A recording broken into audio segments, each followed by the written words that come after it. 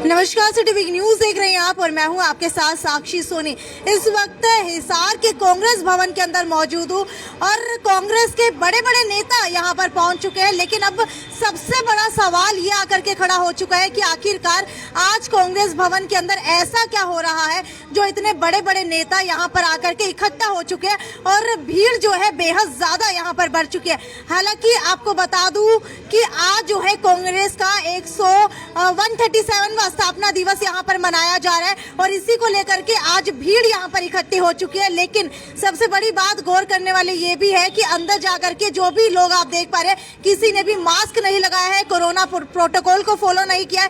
हालांकि तीसरी लहर को बुलावा देने की तैयारी यहां पर कर ली गई है। चलिए आपको अंदर जाकर के दिखाते हैं कि क्या कुछ जो है तैयारियां यहां पर कांग्रेस भवन के अंदर की गई है। हालांकि राजनीति के अंदर सबसे पहला मुद्दा कोरोना का ही उठाया जाता है, लेकिन कोविड की पालना यहाँ पर नहीं हो रही है। तो चलिए आपको अंदर जाकर के दिखाती हूँ कि क्या कुछ जो है तैयारियां यहाँ पर हो रही है, क्योंकि मैं भी अब अंदर जा रही हूँ तो मास्क लगा लेती हूँ। तो चलिए एक बार चाहूंगी कैमरामैन जो है अंदर की तस्वीरें आपको दिखा दे।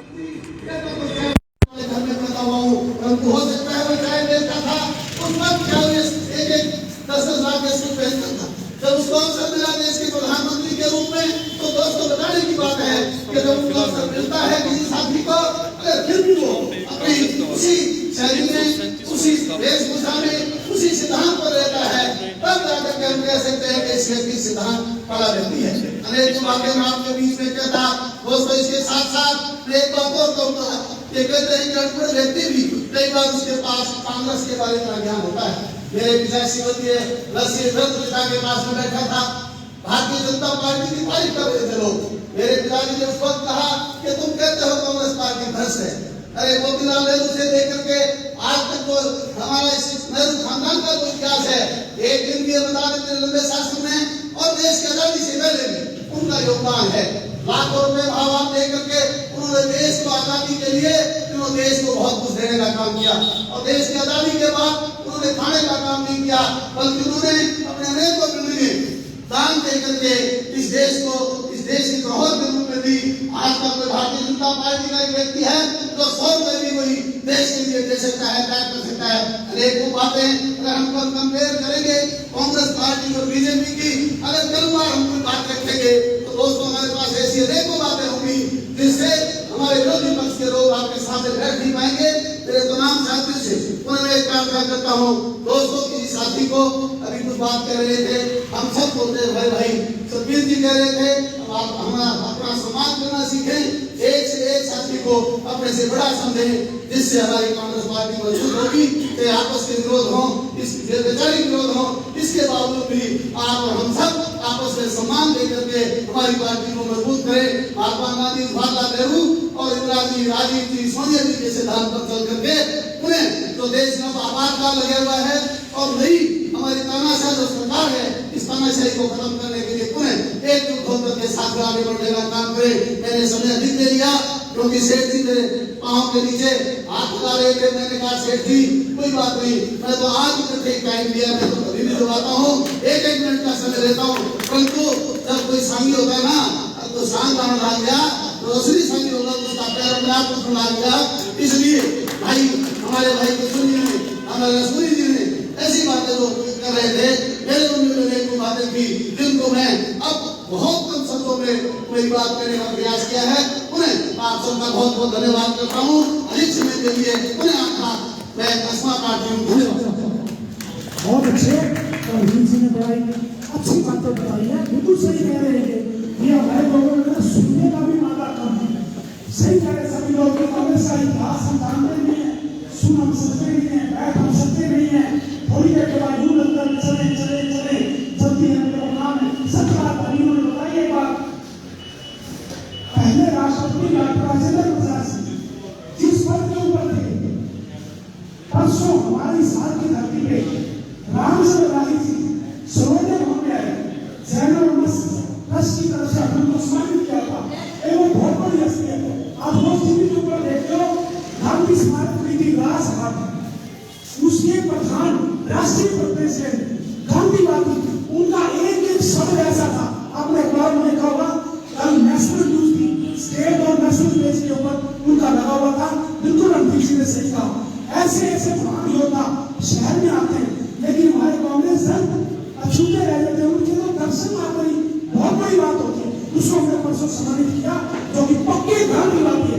उनका क्या कहना, तो ऐसे लोगों को सुनना चाहिए। ऐसी बातें सुनने के लिए थोड़ा सा टाइम हमें निकालना भी चाहिए। बहुत बहुत धन्यवाद। हमारे बीच में प्रेम जांगड़ा जी है, का भी धन्यवाद करता हूँ। कुछ मेरे भाई जिनको मैं नाम से नहीं जानता, मैं लक्ष्मण प्रार्थी, वो सभी उपस्थित हो भी सभा की शोभा बढ़ा रहे हैं। बहुत बहुत धन्यवाद। अब मैं समय ना ज्यादा लेते हुए हमारे बीच में हमारे पूर्व मंत्री हमारे सम्माननीय श्री सिंह सैनी जी वो भी आए और अपनी बात रखे आज स्थापना दिवस के ऊपर। आदरणीय कांग्रेस पार्टी के सभी वरिष्ठ और कनिष्ठ नेतागण, कार्यकर्तागण और मातृशक्ति, आज हम सभी साथी हमारी भारतीय राष्ट्रीय कांग्रेस के 137वें स्थापना दिवस के ऊपर मनाने के लिए इकट्ठे हुए हैं। अब कांग्रेस पार्टी ने क्या दिया देश को? कांग्रेस पार्टी ने सबसे पहले हमारे देश को आज़ादी दिलवाई, और आज़ादी का जो आंदोलन था उसका नेतृत्व महात्मा गांधी जी ने किया। उसमें त्याग और बलिदान सबसे ज़्यादा हमारी पार्टी ने, कांग्रेस पार्टी ने किया हमारे देश के लिए। दूसरा, सिद्धांतों की पार्टी है, और सिद्धांत क्या थे हमारे सिद्धांत थे महात्मा गांधी जी के नेतृत्व में सत्य, अहिंसा और अनुशासन। तीन चीजें ऐसी थी जिसके ऊपर चलकर इतना लंबा आंदोलन और इतनी बड़ी ताकत, अंग्रेजों के हुकूमत को ये कहते हैं कि उसके राज में, उसके शासन में कभी सूरज नहीं छिपता था। मतलब यहाँ उसका राज था तो वहां भी राज था, तो कभी सूरज नहीं छिपता था अंग्रेजी के शासन में।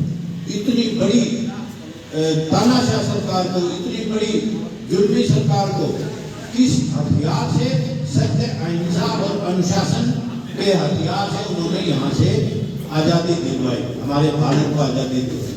उसके बाद हमारा भारत का नव निर्माण किया, तो हमारे देश का नेतृत्व किया हमारे पहले प्रधानमंत्री पंडित जवाहरलाल नेहरू ने, और उन्होंने ऐसी योजनाएं चलाई जिससे आज हमारा भारत बहुत ऊंचे तक है।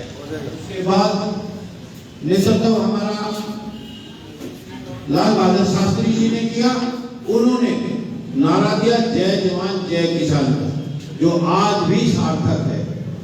और उसके बाद हमारे देश का नेतृत्व किया प्रधानमंत्री स्वर्गीय इंदिरा गांधी जी ने, जिसने दुश्मन के दो टुकड़े कर दिए, पाकिस्तान के पश्चिमी पाकिस्तान और पूर्वी पाकिस्तान, बांग्लादेश को एक नया वो बना दिया।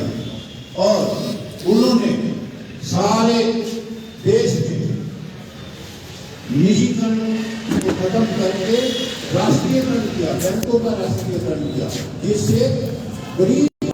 ये सीधी लाइव तस्वीरें आप हिसार के कांग्रेस भवन से देख पा रहे हैं। हालांकि अब कुछ ही समय के अंदर आपको बता देती हूं कि 137वां स्थापना दिवस मनाया गया है। हालांकि कुछ ऐसी भी खबरें आ रही हैं कि सोनिया गांधी जब झंडा फहराने के लिए गई तो वो झंडा जो है नीचे गिर गया। हालांकि अब बात आती है कांग्रेस पार्टी की, तो इसको लेकर के जो है मेरे साथ यहाँ पर अश्वनी शर्मा जी मौजूद है। अश्वनी जी, सबसे पहले ये बताइए आज इतना बड़ा आयोजन किस वजह से किया गया है? देखिए, आज समूचे राष्ट्र में, पूरे भारतवर्ष में भारतीय राष्ट्रीय कांग्रेस का 137वां स्थापना दिवस समारोह बड़े हर्षोल्लास के साथ मनाया जा रहा है। और उसी संदर्भ में आज हम हिसार के सभी साथी, कांग्रेस पार्टी के सभी क्षत्रप यहाँ कांग्रेस भवन के प्रांगण में अपनी पार्टी का स्थापना दिवस समारोह मनाने के लिए एकत्रित हुए हैं। ठीक है, अब कांग्रेस की बात की जाए तो कांग्रेस की आगे की रणनीति किस तरीके की रहने वाली है अपनी पार्टी को मजबूत करने के लिए? क्योंकि अगर पंजाब की बात की जाए तो पंजाब के अंदर अब इलेक्शन जो है कहीं ना कहीं पास है।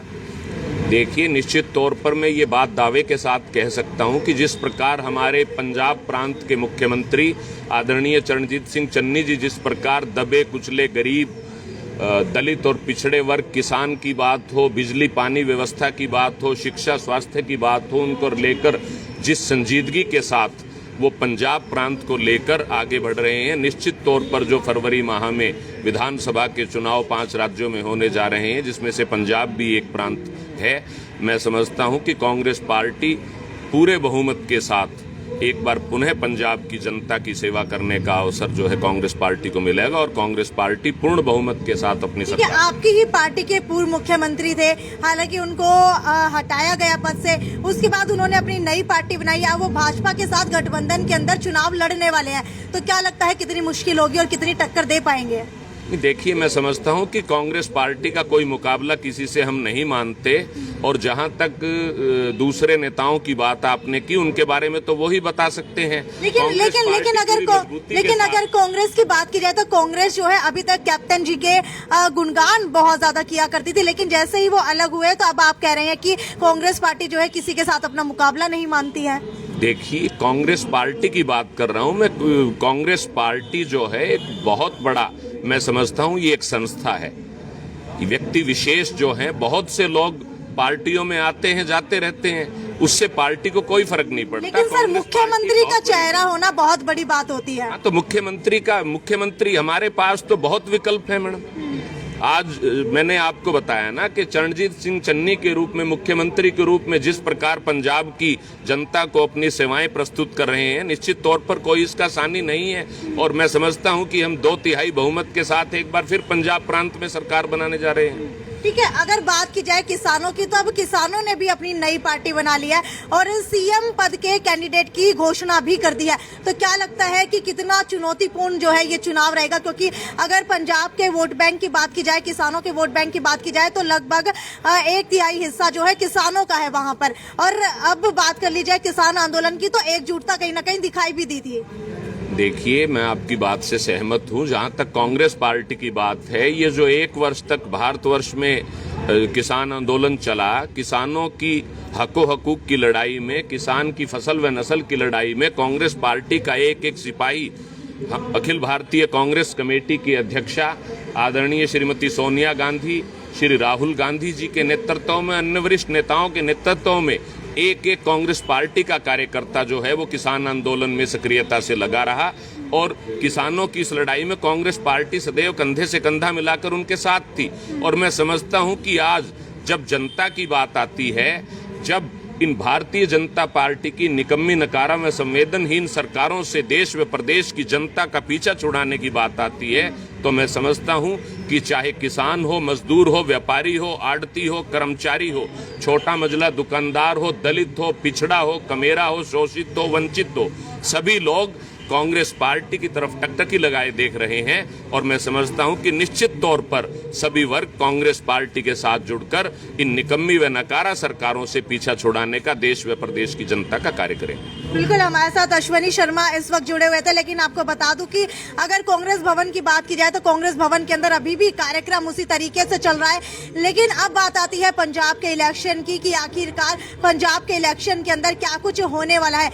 हालांकि अगर मुद्दों की बात की जाए तो पूर्व मुख्यमंत्री जो थे कैप्टन अमरिंदर, वो कहीं ना कहीं जो अपनी नई पार्टी बना करके भाजपा के साथ गठबंधन में लड़ने वाले हैं, और किसानों की तरफ से नई पार्टी बना दी गई है। आम आदमी पार्टी भी जो है अपना कैंडिडेट इस बार पंजाब इलेक्शन के अंदर खड़ा करने वाली है। फरवरी के अंदर पंजाब इलेक्शन होने वाले हैं, 2 महीने का समय बचा है। इसी को लेकर के कांग्रेस के अंदर कितना डर है, कांग्रेस जो है कितनी मजबूती से इस बार इलेक्शन के अंदर खड़ी हो पाएगी, और क्या कांग्रेस इस बार अपनी सीट जो है दोबारा से बचा पाएगी? खैर, अब ये तो देखने वाली बात होगी। आपकी जो भी राय है वो मुझे नीचे कमेंट सेक्शन के अंदर लिख करके बताइए। ये थी साक्षी सोहनी की रिपोर्ट हिसार के कांग्रेस भवन से। नमस्कार।